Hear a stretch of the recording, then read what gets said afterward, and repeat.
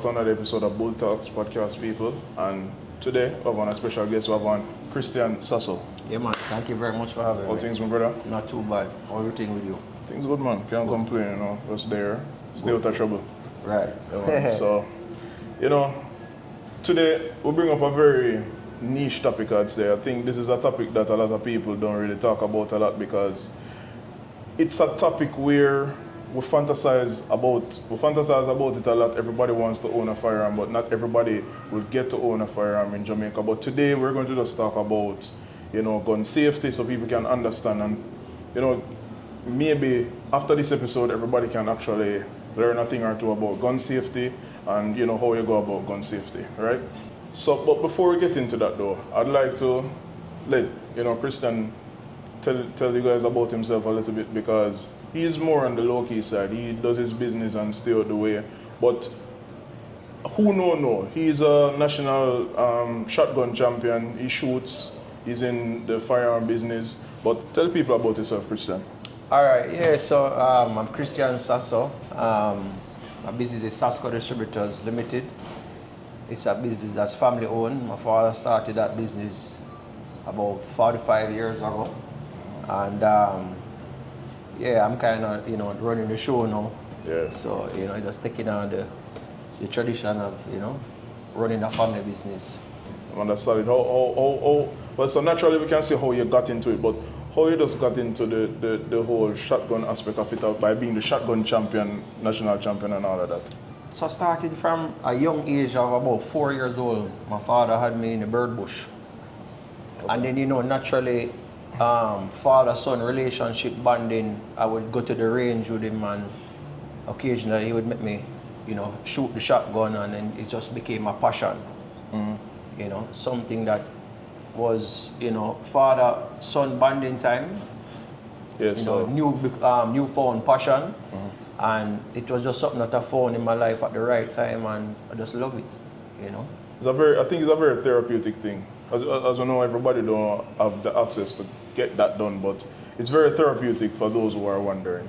So it's something cool to get into once you're able to get into it, or know somebody to get into it through association. Right.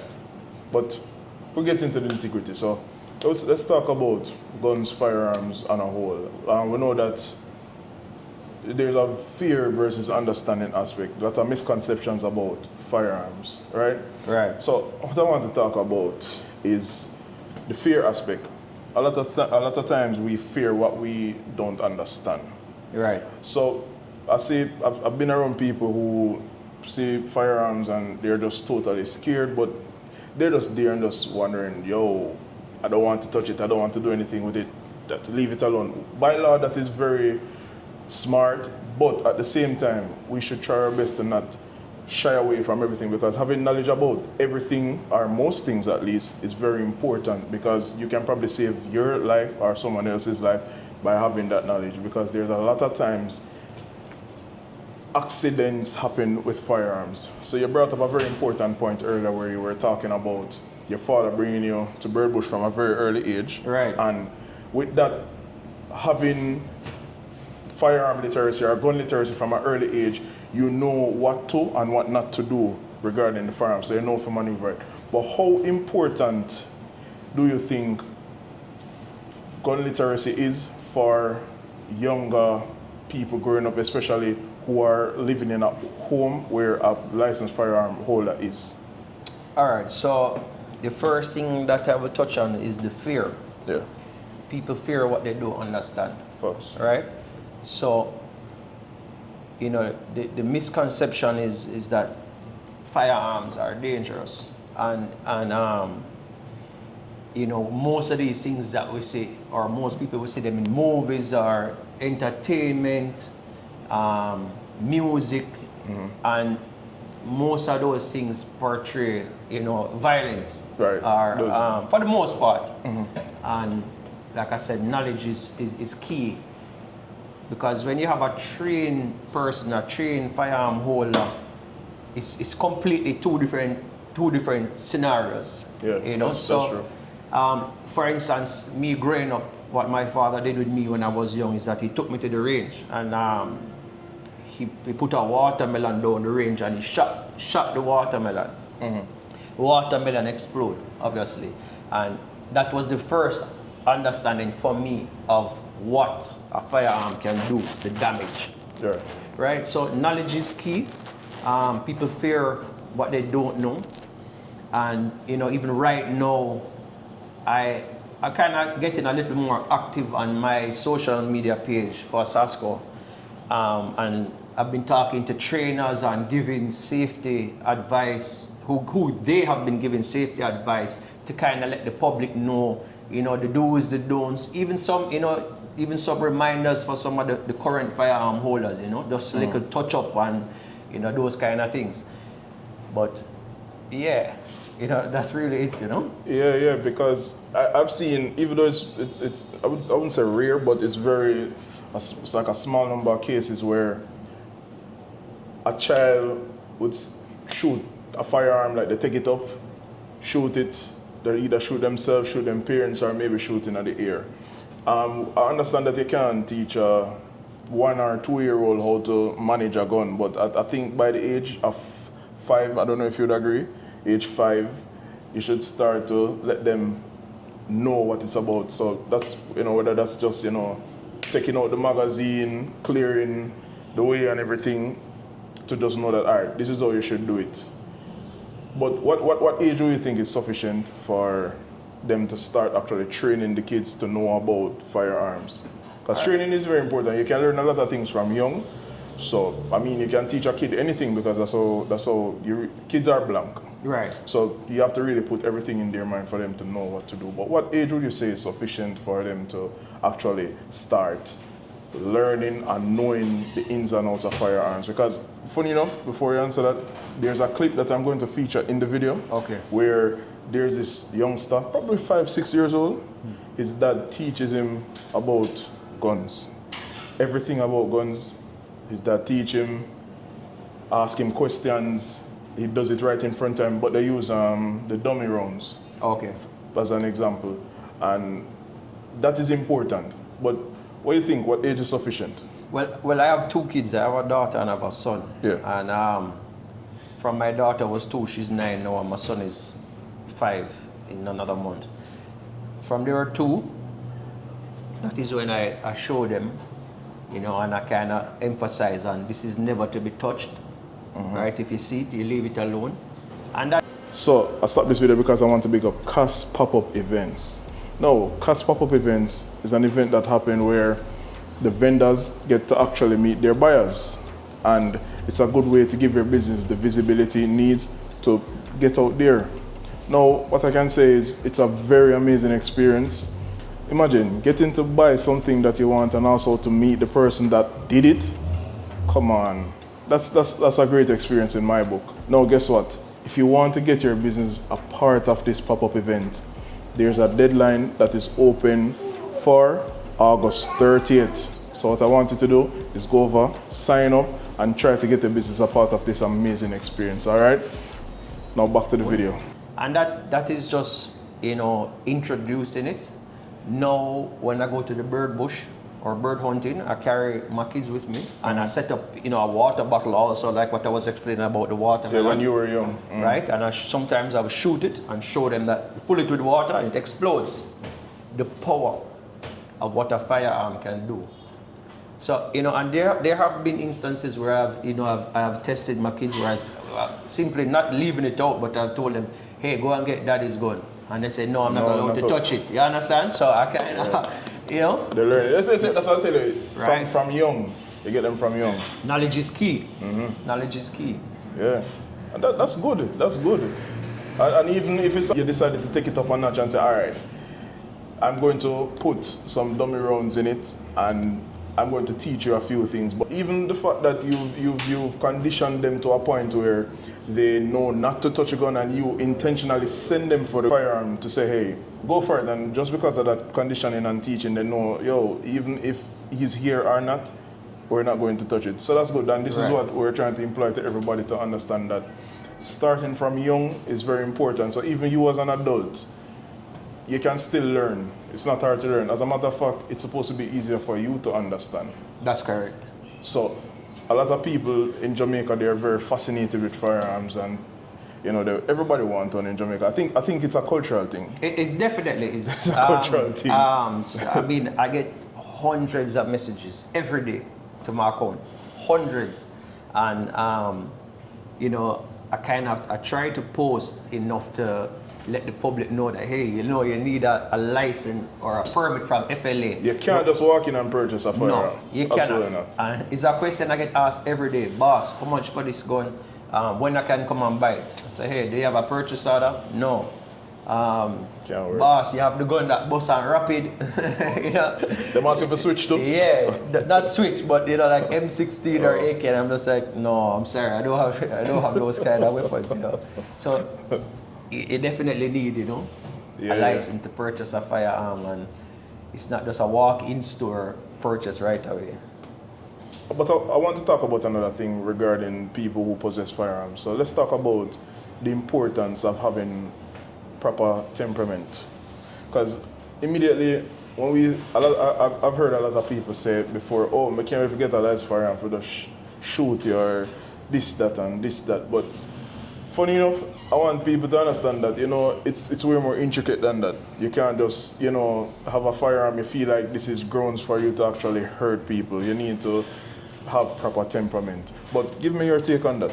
So, all right, first I'll say is that the FLA, which is the Firearm License Authority, has one of the most stringent firearm licensing processes to get a firearm. Very right? right. And so I think that, you know, people with that mentality, when they go through the process of getting the firearm, I think that it will quickly change. For sure. And you know, they will understand that it's not so much about having a firearm to brandish it or, you know, status. Is more to protect yourself. And you know, if you really make any mistake or slip or slide with a firearm, it will be taken away. Immediately. Right away. So, you know, where that is concerned, I would implore the public not to get a firearm to brandish or to put fear into anybody else's, you know, life. It is really to protect, you know, your life and your property. When you feel that you're at threat, you can't also just box me and then feel like, you know, I'm going to shoot you. No. If I feel like my life is threatened or in danger, you have a weapon, a bottle or something, glass, then you know, that's a different story. You have to use deadly force. But you asked about the temperament. Yeah. You know, you really have to have a good mindset. And I think that is where FLA comes in. Because like I said, they have one of the most stringent processes of obtaining a firearm. Yeah. They do the background checks. It's a long process. So I'll stop this episode to tell you that this episode is brought to you by Rogue Automotive Limited, located at 17 Westminster Road. Now, when you think about everything regarding your car, whether it's detailing, you want to sell a car, buy a car, or even to rent a car, Rogue is the place. Ceramic coating, paint correction, and interior restoration, this is where it really is. You get me? So when you come on to all of that, protecting your car from the sun, not for just days or a couple weeks, could be possible for months and years when you do all of this. And guess what? They're the only technology-forward business like this in Jamaica. Think about it. Booking really takes just about a minute. Open the app, pick your service, pick your time slot, pay, done. Use code BULLTALKS5 to get 5% off your next detailing session, alright? Remember, Rogue Automotive Limited, dare to defy. Book today. Zane, back to the video. you know, that where that is concerned, yeah. Yeah. I agree. It's. I think they're trying to root out the more responsible people, because I think this is more towards. They're trying to basically weed out the people who are just trying to out people, like hurt people, as a matter of fact. Because, you know, we grew up in a very aggressive culture. And the music tends to influence the people holistically. Everything regarding guns, people always go back to music. They're like a particular artist. They sing about it in music and everything. So I think people are so fascinated with firearms, they don't understand that, if you actually get a license to carry, you have to be the most responsible person walking the society. Like, you cannot be stupid. You collecting a slap in the face is not grounds for you to say, yeah man, a time for me to do this. It's way more intricate. As you say, using deadly force is when, you know, when you're about to be attacked, they're trying to, you know, stab after you and all of that. Then you can use the deadly force to protect yourself, and especially not excessively. Right. So a lot of people, you know, they try to do all of this and say, yeah man, I do this, man, I do this, and man, you know, just because they think that, okay, I have a license, so that means that I can do the most. But you still have to be very responsible. So I have another question, because I realized that I myself see it, because it falls under concealed carrying. Right. A lot of people conceal carry, but they don't really conceal it. So if I'm walking past somebody now, they've on the tightest shirts, basically to let people know. So I know that in Jamaica, owning a firearm is a small substrata of people. It's not everybody. So a lot of people feel very powerful and privileged when they have a firearm. Now, when it's concealed carrying, I realize that people tend to wear the shortest clothes, the tightest clothes, but people don't realize that it can work against them. Oh, most definitely. In the sense where, you know, people kill for it. Exactly. It should be actually the opposite. You know what I mean? You should try and be as incognito as possible when you're carrying a firearm. I mean, and also, concealed carry is really anything that is concealed. You have a shirt over it, it's concealed. If it is out, you have it in your pocket and it's sticking out, that will be considered open carry. So where concealed carry is concerned, it would be concealed, but it is in the owner's best interest to conceal it properly. Yeah. You know, and like you said, I don't think it's wise for somebody to be brandishing their firearm, because then, you know, once you do that, you become a target right away. Immediately. Right away. And trust me, as much as you think that they're very powerful with your weapon, there are people with illegal ones who are willing to risk, because people have this idea that, you know, once the firearm is illegal, you have less heat to face. And that is kind of debatable in some sense.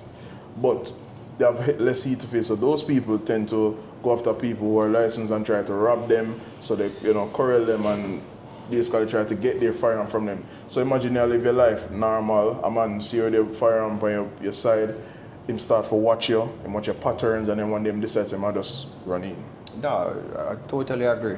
So I know that, as you say, concealed carrying is just anything that is covered, but I would definitely implore for people who are concealed carrying, especially out here, seeing how the culture is and everything, and especially if you go to certain places and you're exposed, try your best to actually conceal. Most definitely. Because I think if you start to carry, you have to have big shirts. You have to have a whole different mindset, whole different wardrobe. Everything has to be different, because I feel like the minute you try your best to show off too much, you have a thing called bad mind. People with bad mind, you see a thing and say, yeah man, I go take the brother thing from him because he might go on too much. And an easy thing to take from. Some people are very daring, regardless if you have a firearm or not. They might just go at it because they feel like, say, oh, I can do it. Right. So I would just implore, I think Christian would also agree, conceal properly. I've seen people just tight shirts and everything. Listen, as a matter of fact, I can't even tell you what to do. I can't tell you what to do per se, but listen, this is just a suggestion. You don't have to take my suggestion, but think about it. Concealed carry. Proper concealed carrying, especially out here in Jamaica. It's not like America where, you know, gun is everywhere. So people can really, you can go to the store and purchase a firearm in Florida easily. So you can go and do all of that, and that is no problem. But out here, try to protect your peace as best as possible, protect your firearm, and protect yourself, and that is very important. So proper concealed carrying is very important, peeps. Get a bigger shirt, get just change up your approach to everything, as him said. Different wardrobe, different mindset. You can't hang out everywhere. You can't do certain things. Just everything have to change completely the minute you do that, because again, this is a big responsibility you're taking up. I have another point. So I realized that, obviously there are more men out there who have licensed firearm, but I want to know, this is just a question that I really want to know. Are there a lot of women who are licensed to carry? You have quite a few women, and actually in a meeting that I sat in with the FLA, they were actually imploring women or encouraging women to apply for their firearms. Because of the climate of the country and how women are targeted, etc. Right. So right now I believe that honestly I can't speak on FLA's behalf, but I believe that women who have everything in place who apply will get through. Wow. And a fair amount of women carry firearms, even though that the conception of carrying a firearms, as you think about it, is male. Yeah, immediately. And I can tell you a lot of females carry that you would never know. Because they don't carry on their person. Right. You'd never know. They carry a person, they carry on their person, but also where they carry, how they carry. You understand? You have women who carry firearms in between the breast, in the bra. You will never know. Wow. And I don't know. I don't really want to say this, but maybe women, are easier to hide stuff than men. It's true. That's so. Yeah. Oh.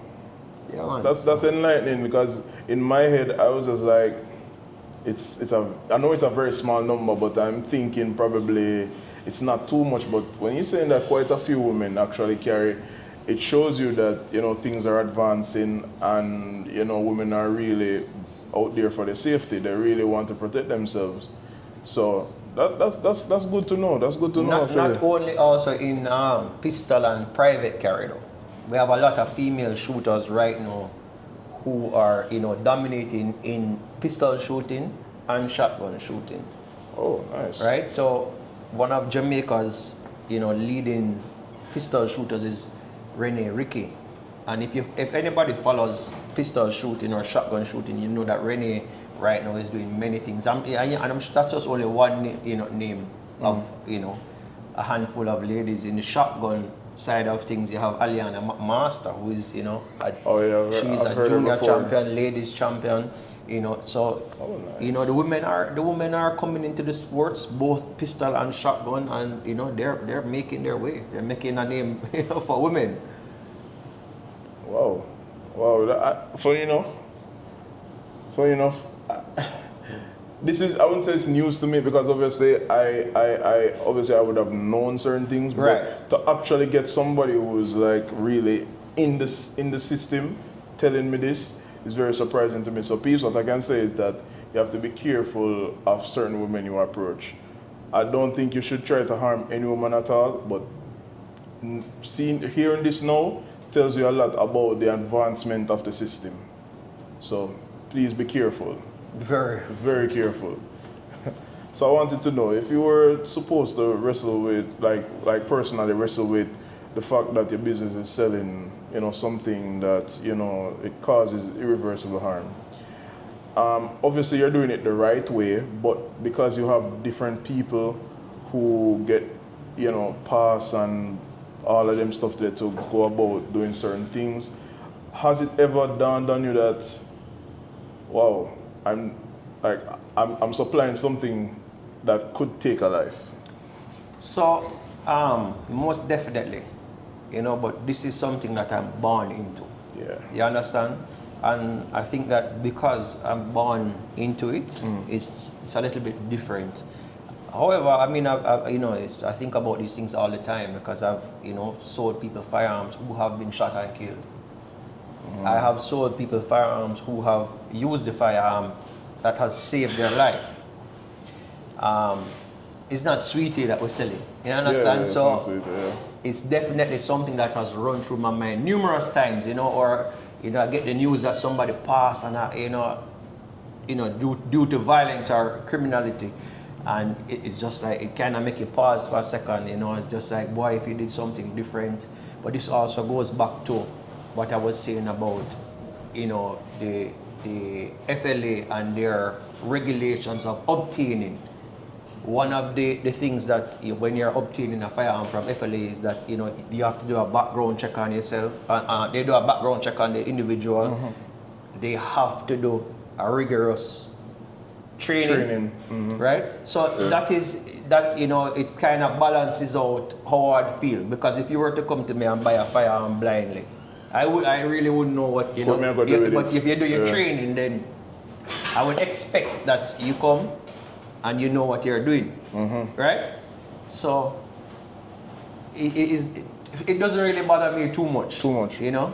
Especially seeing that you know the type of people that come to you with a purchase order. Right. You know that they're trained, you know that they're competent enough to handle a firearm safely or in a safe manner. And I mean, sometimes I even think that when, you know, sometimes people may come and they're picking up their firearm, they may seem a little nervous.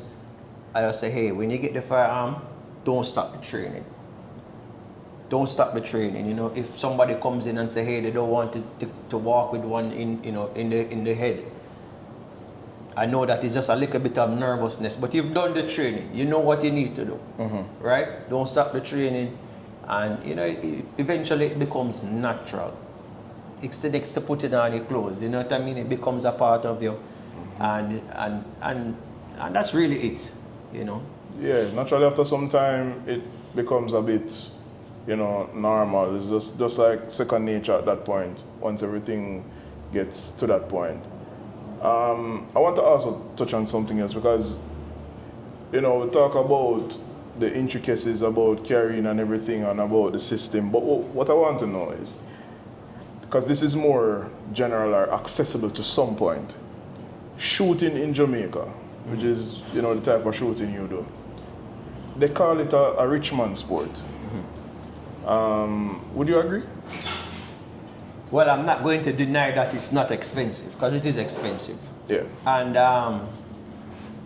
you know, what I would say is that, you know, like, you know, your first car, you know, you save up your money, you buy, you know, something small, whether it be, you know, a little Toyota, or you don't just go out and buy a Range Rover or, you know, something. I think that there is a budget that can fit everybody's needs. Yeah. Even, you know, somebody to start, you don't need the most expensive gun. You can start somewhere small and then work your way up. But I will not deny that it is very expensive to shoot worldwide, not just in Jamaica. However, there are means of going about things also. Even myself, you know, I look for sponsorship. I write to people for sponsorship. Really? Yeah. It don't come.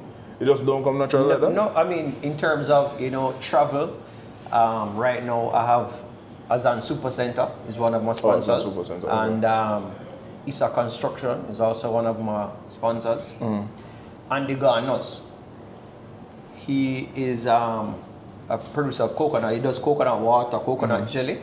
So they have jumped on board. So anytime I'm traveling, they cover that. They will cover my travel and stay. You have to do these things, you know, and I think that, you know, it's maybe a lot of people don't think about it. No, but they won't think about that because they think that, okay, it's a rich man's sport, so naturally these people can cover their own things.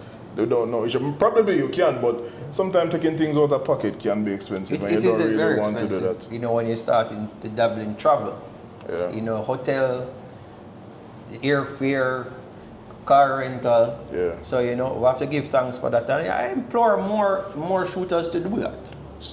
You know, the sponsorship yes, aspect? of course, Okay. because you have companies that are, you know, always, not all want to sponsor, you know, things with guns, but a lot of companies are involved. Even some of our shoots, you know, we've had NCB, who is, you know, Cap Market, who do the big sporting clay tournament. We've had, I know that recently someone from Sagipur reached out to me that they want to get involved. So I think it's something that we can definitely look at for even the youngsters or the you know, the future champions. Write to them. Okay. You know, see what can come of something. That's not bad. So that means that, all right, so my question is, because I'm sure that a lot of people watching the program would definitely want to do shooting. Right. Is it as accessible? Because when people tend to look at the type of people that shoot, maybe they're just going to feel like, oh, I'm probably going to be an outcast based on probably their, social status and everything. But is it a thing where if a regular guy walks in, he's welcomed, or is there any sort of, So who knows, like you said earlier. It's not as easy to just say, hey, I want to go and take up a gun and shoot. You have to, I would say contact a trainer first. Even most of the juniors who shoot, they have what they call a provisional permit. Okay. That allows them. A lot of people don't have access or know where to even start, right? So, for example, if I had, I think the age may be 11 or 12 where the kids can start, learning to shoot, but they would have to get a provisional license off of their parents or a family member, and they have to be accompanied by an adult. So it starts there, and it's not so, you have, that's why I'm also, like I said, I'm trying to put out more information on my social media about firearms, the accessibilities, knowledge, just more of those kind of things, because not everybody knows where to get the information. Yeah, that is so true. And I'm glad that you're on here to, explain it, because trust me, I feel like people who aren't from a hot-headed place, but they're just genuinely intrigued by this and they want to try it, because trust me, it's nice to see people shooting clay, and you see the bird bush and all of that, but a lot of people want to actually shoot. Right. So yeah. what I would say then is that for the most part, I can't really speak so much on the pistol side because I haven't really attended much tournaments, but I think it's similar to the shotgun. Probably the pistol is more strict, I'd say. I'd have to find out and get back to you, but yeah. The public is welcome to come and spectate. Oh yeah. And that is the first step of entry. You come and you spectate, you ask questions, and you take it from there. You speak to some of the shotgun trainers, and likewise with the pistol. Right. That's true. What I want to know is, when it comes down to the entertainment aspect, we know that people tend to sing about guns and firearms in a particular way, where the public is fascinated by it because they feel that these artists are living that reality. But when they listen to it, it sounds so cool because it's music. So it's basically to appeal to the people to like. But when you hear this stuff yourself, what are your thoughts on it? Well, I'm not going to tell you a lie. I like dancehall music. I like rap music. I like all kind of music. And I'm not going to lie, I like music, when they sing about guns and all that, but you can't really mix entertainment with real life. With real life. That's true. The one thing is that, I think that the age of what certain kids are listening to the music, I think maybe that can probably change, or I can't say change because it will never change. Kids will always listen to music, but the influence that it has on certain ages then. For sure. Because you and I are mature where we can understand that this is purely entertainment. Pure entertainment. Right? And I mean, I'm sure you will listen to some songs that have, Oh yeah, for sure. you know what I'm saying? For sure. But, yeah, so I think it's just purely entertainment, and I think us as a culture, Jamaica, we sing about guns, we sing about certain things, marijuana, these kind of things. It's just pure entertainment. Not saying that that these guys aren't living it or they're not living it, but for me, and my circle or most people will take this as pure entertainment. And I would implore also parents to be careful what you let your kids listening to.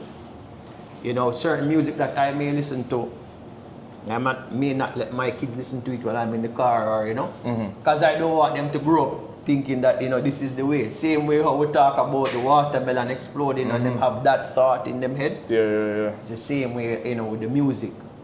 But that's just my opinion. Yeah, that's a solid take. As you say, I would say the same thing where the guys who make these music, I mean, the kids are impressionable. They're going to see something and immediately they're not going to understand that, oh yeah, this is entertainment. But we understand that it's entertainment. So guys, halfway here in these songs, don't meditate as much. Just enjoy the entertainment, and you know, it's purely past that. All right, so now we know that, you know, you're a person, you're an enthusiast when it comes down to firearms, so you understand the ins and outs of the firearms. But a lot of people who watch your content online and see you post these firearms, they want to know some stuff that you like or some preference that you have when it comes down to firearms. So, would you say you like a 19X or a 45 Glock? All right, both the same size. Pretty much they're hybrid guns, so both of them have like a 19 slide with a 17 handle. If I had to choose, I'd probably take the 19X, because the 19X usually comes with night sights and an extra magazine, usually. Yeah. So I would probably go 19X over 45. Okay, solid. Brand-wise, would you say Glock or SIG? Yeah, it's a tough one. I own both. So realistically, I'd probably go with SIG.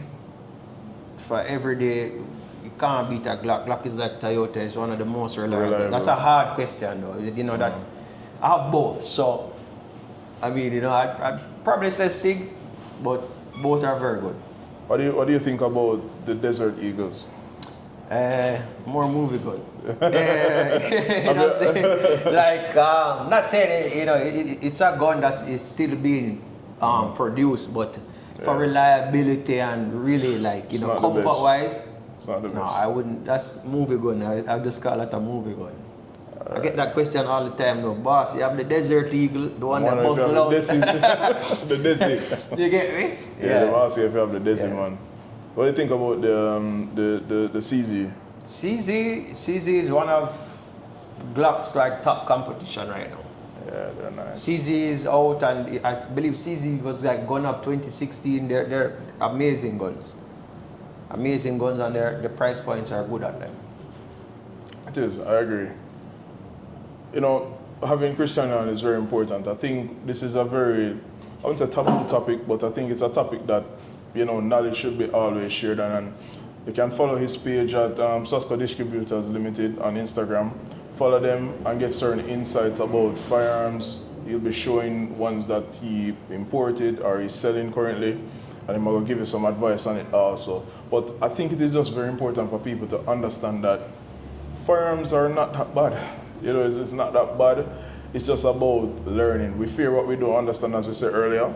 And the more you understand firearms, the more comfortable you are around it, because you understand that, listen, yes, it can take my life in any way, shape, or form, but at the same time, knowing about it can let you have some level of prevention. That's right. True. So I think people should definitely watch videos. If you don't have access to a firearm, where your dad or your uncle own a firearm, watch videos. So if a conversation is happening, you can jump on in the conversation, where you can understand that, oh yeah, if you do this and do this, like for example, so you cycle around, drop the mag, and things are the gun clear. The gun is not clear. That is something I say often. Yeah.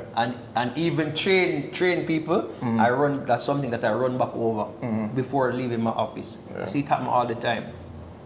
Right? The first step is to take the magazine out, then you clear the slide. You can also just leave the slide open to know that it's open. If you select it, one jumps out, one goes back in. Yeah, cycle right back in. And then you take the magazine out and you still have a loaded gun. What happens next is that treat every gun as if it's loaded. Yeah. So while that gun may be loaded and I have made an error, I'll never point it at you, I'll never fire it off for no reason. That gun is supposed to be treated as a loaded gun. Yep. And it is a loaded gun, you know, so. Yeah, man. So these things are very important. So I'm going to attach some images and all of these stuff while we're talking, so you guys can understand that, you know, knowledge about firearms is very important. We live in a country where we want to know about everybody's business, whether it's TikToker's business, but knowing something that could save your life is very important also. So I want you guys to really get the knowledge you need. Well, you're watching this episode, so obviously you're going to learn a thing or two. So, Christian, I appreciate you coming on again. Thank you very much. Very informative session. And naturally, you know, if Christian can come on again regarding anything, we'll make sure say he's on again and all of that. So peace, big up on yourself. See you on the next episode.